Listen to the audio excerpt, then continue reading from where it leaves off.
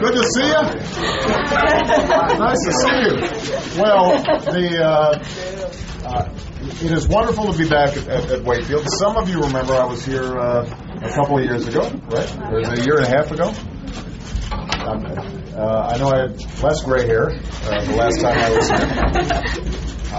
We wanted to stop by because we have a very special guest here today. But before I do that, I just want to say, I'm assuming you guys are all aware that this is Miss Fraley's birthday. Yeah. Should we sing Happy Birthday? So let's, I'll kick this off. Happy birthday to you. Happy birthday to you.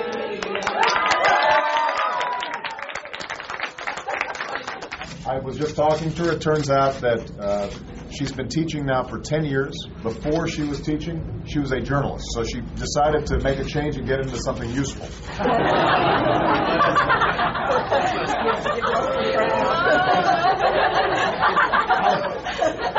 I couldn't resist. Now, for our real order of business here, we have a wonderful special guest. This is Prime Minister Julia Gillard. She has come all the way from Australia. She will be addressing a joint session of Congress, which is a very unique honor. Few heads of state get the privilege of addressing a joint session of Congress. But the reason that she's been asked to do this is because we have as close of an alliance with Australia as any country in the world. We have a shared democracy. We have shared values.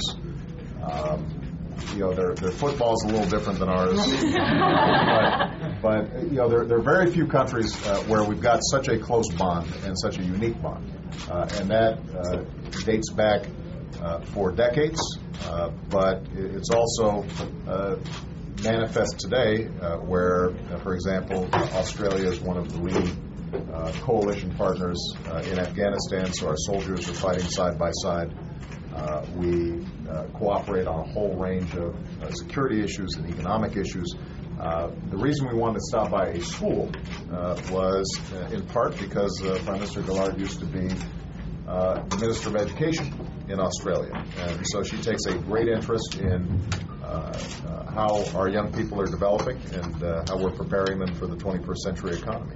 So we are thrilled to have her here. Madam Prime Minister. Thank you very much.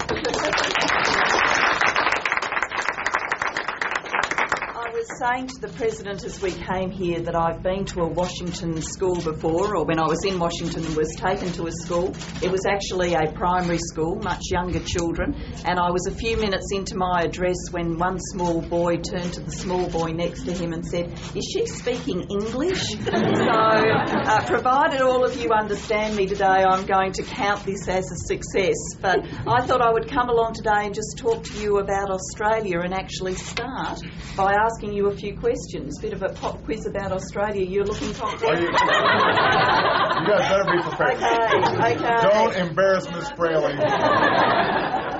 Right, we've got some Australian journalists here, so if you can't answer the questions, then I'm sure they'll be able to. So, anybody got any idea the population of Australia? How many people? Charlie? Just a Anybody guess. want to take a stab? Yeah. Right here. Oh, Very close. very close. 22 million. That's What, do you have like an iPad over there? That's pretty impressive. Good job. So has anybody got a question about Australia? Yes. Uh-oh. My family and I have been wondering this for a little while. What is Vegemite? Right. This is also a little bit of a division between the President and I. I love Vegemite and... It's horrible. It's actually a byproduct of making beer, apparently. That's how the story goes. It's a yeast paste. I'm making this sound really good, aren't I? It's black. and it's quite salty. The beginner's error with Vegemite is to put too much on your piece of bread or piece of toast. You don't put it on like jam or anything like that. You've got to do it very lightly, spread it very thinly, and it's good. So it's like a quasi-vegetable byproduct paste that you smear on your toast for breakfast. Sounds good, doesn't it? We'll get some sent over, and you can have a try.